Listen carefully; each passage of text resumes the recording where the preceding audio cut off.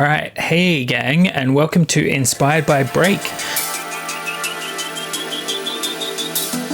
This is going to be a slightly different episode because I'm going to just film it beginning to end, and we're going to see where we wind up. So this is literally just inspired by Break. I haven't really prepared too much, although I know roughly where I'm going, and we're pretty much just going to shoot it beginning to end. The thing that we're going to make at the end is going to sound like this.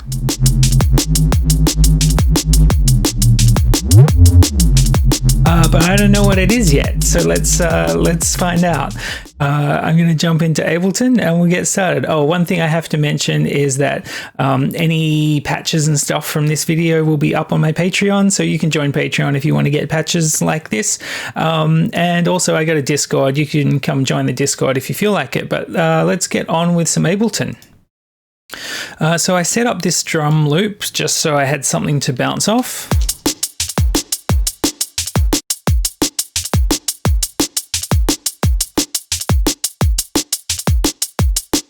Cool, so we got some reverb dialed in there. It was a little bit much to start with. I was working on speakers, not headphones.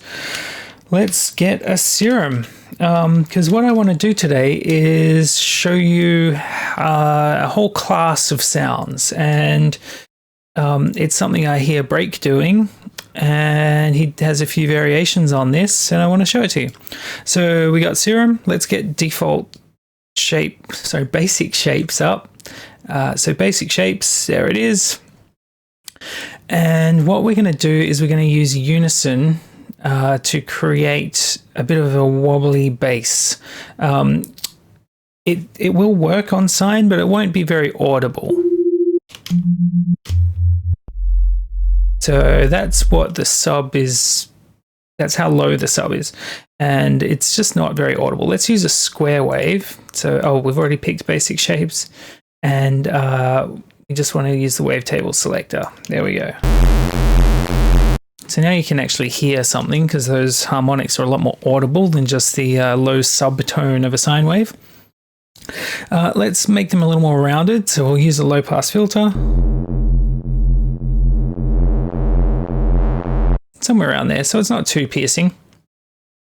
And the thing that we're going to do here, because we've got two unison voices, we have them beating against each other.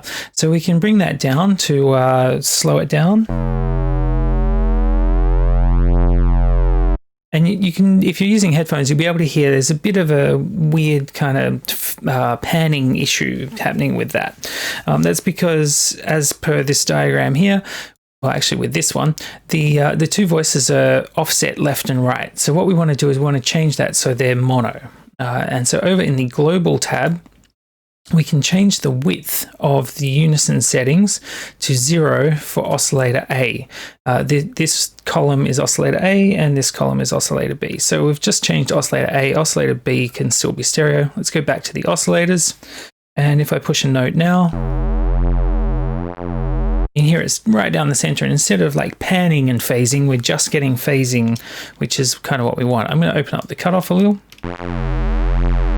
And so if we increase the detune,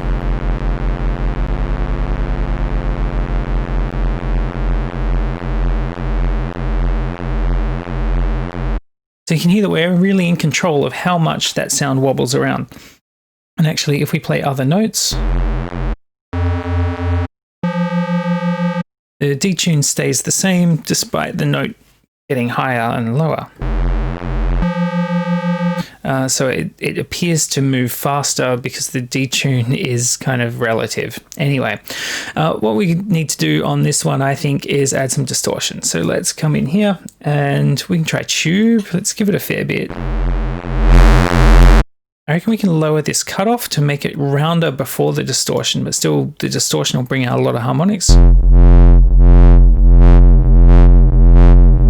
So I would filter that a little. Let's bring it up to high pass filtering.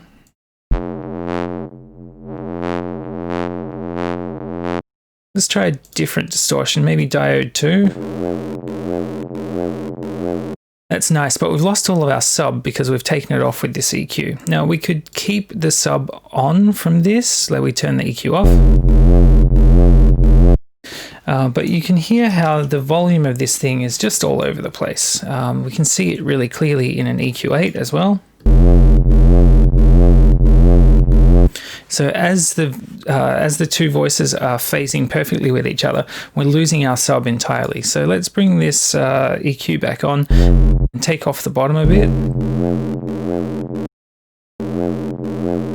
Because we want all that gritty tone and texture, but we're going to bring in a sub oscillator like so. And maybe we'll send it direct out so it doesn't go through the filter. Cool, so now we've got a consistent bottom end, but we've got plenty of movement in the actual detuning of the two voices coming out of oscillator A. And we can kind of open the filter up to get some more texture out of it.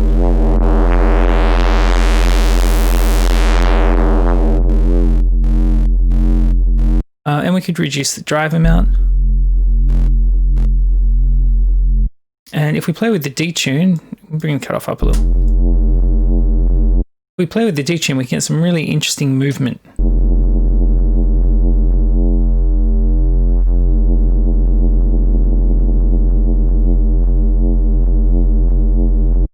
Let's try a different distortion on here. I really like using the cross shaper at the moment. I'm going to edit B.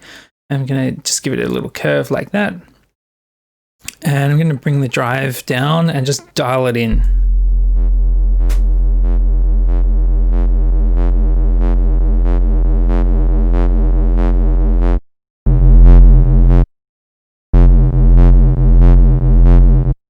Yeah, I really like the consistent sub, so I'm going to bring the EQ back on. And I'm just trying to get some interesting movement out of the sound. Like if we increase the detune so it's faster. Let's see what that sounds like over some drums. We'll just write a real quick little phrase. Maybe we'll use eighth notes. Where's our note? There we are. So maybe we'll just do something like this.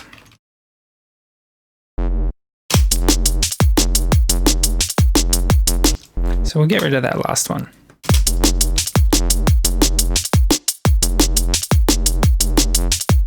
Okay, so I can tell that this isn't very well mixed, so let's compress it and give it some gain.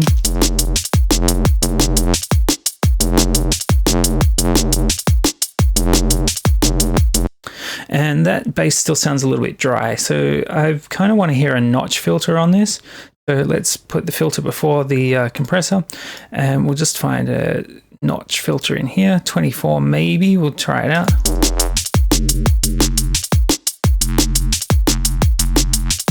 There we go. So we can also give some extra movement to that notch.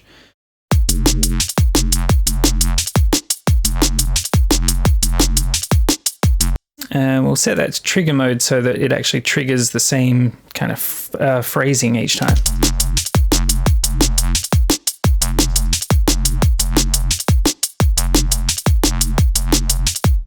Now we can probably give it a bit more gain.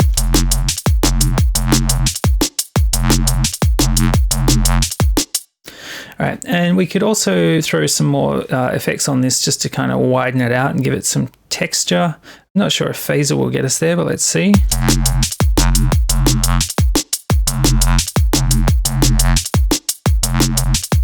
Maybe some hyper will kind of wind this up a bit. Now we're talking.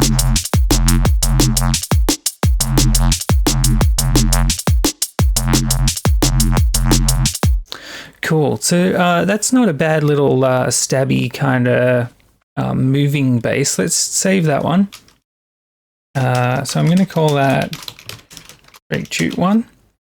Let's get rid of some of these effects because that's given me another idea for what we can do. Let's get rid of the filter and get rid of the phaser. So we're just back to this. And probably bring the distortion down a little. Maybe we can raise this up so we're getting just the tops. Nice.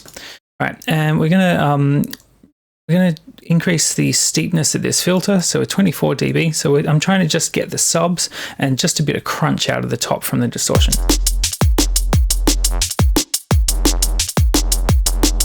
We're going to need to bring this EQ down a little. All right, so let's achieve what I'm trying to do with a dedicated EQ. So we'll bring the EQ knob into play. We get rid of the phaser and the filter entirely for now. We don't need them. And what I'm trying to do here is duck the mids. So let's get a peak. We'll bring down some of this. We'll widen it right up.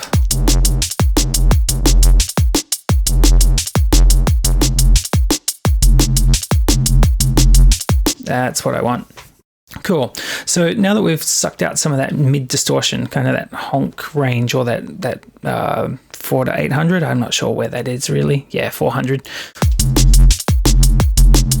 So we've just got our, if we look at it in an EQ, we should have a little bit more low mids down here. There's still a little bit of contention with the sub, which isn't perfect. We could kind of tune that a bit. So let's get these settings duplicated over to here. So we'll bring down the gain, we'll switch it to a bell, bring the Q down, and we'll put the frequency in roughly the same position.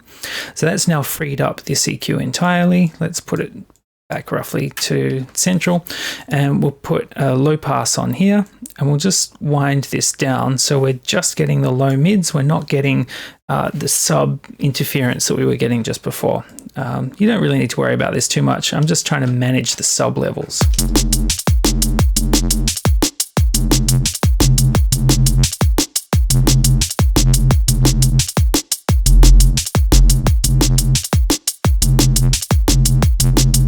To me, that looks and sounds about right. It's really hard to judge subs on headphones, so, you know, don't try and lock it in too much. Let's hit save on that. We'll save that as 2. Now, this kind of sound is fantastic for longer kind of progressions. So let's duplicate it out. We'll turn that one off for now. And I'll consolidate that. And maybe we'll just do, we'll do like a descending kind of chord progression. So, oh, and we probably want to set up mono and legato with a bit of portamento time.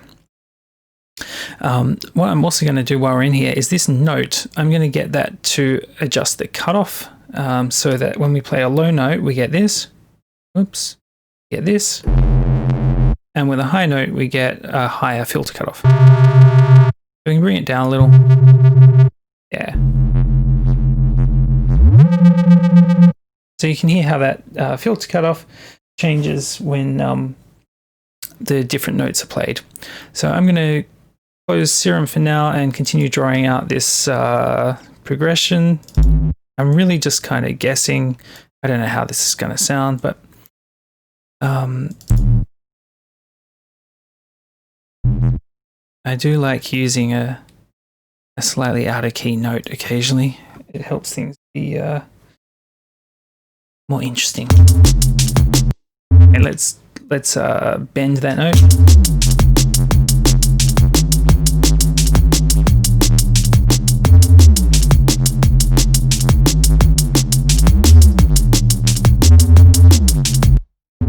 Maybe go even higher there. Might be fun. So it sweeps up ludicrously at the end. But you can hear how this sort of like detuned sine square with plenty of distortion and heaps of modulation is just a really rich, fun sound to play around with. And it works in this context of short stabby notes, or in longer contexts of just a real bed for the track to sit on.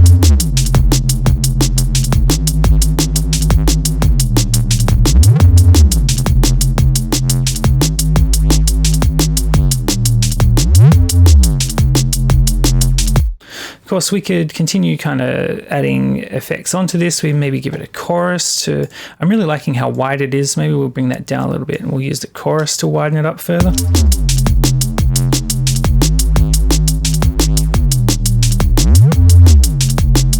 And if we increase the detune, obviously the beating effect of the actual oscillators gets faster. If we bring it down, it gets like smoother. So we could kind of try and get a real wobble going on, which matches the pace of the tune. Let's try that.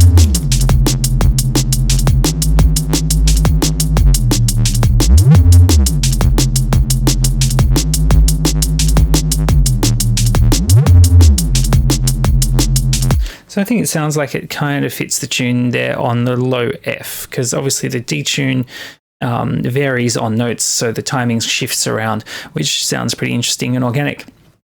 So that's kind of what I wanted to go over. Essentially, the main thing I wanted to show you, and I really wanted this tutorial to be a bit more about the technique rather than about a particular outcome. Obviously, I'm going to save these presets and they're going to be available on my Patreon if you want them, but really the technique of taking two pretty simple oscillators and kind of blending them and then controlling the detune amount to create your bass sound is what I really wanted to get across, because I think Break uses that really effectively and it's really fun to play around with. This sort of EQing things and adding distortion is just kind of a way to continue to progress the sound and sweeten it up a little bit. But really, if we turned all of this stuff off, the core sound is still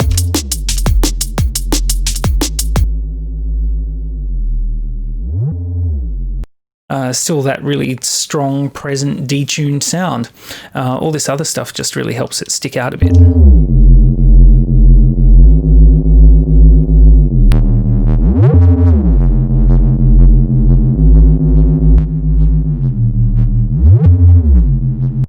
So yeah, that's pretty much it. Thanks for watching, and I'll catch you in the next video.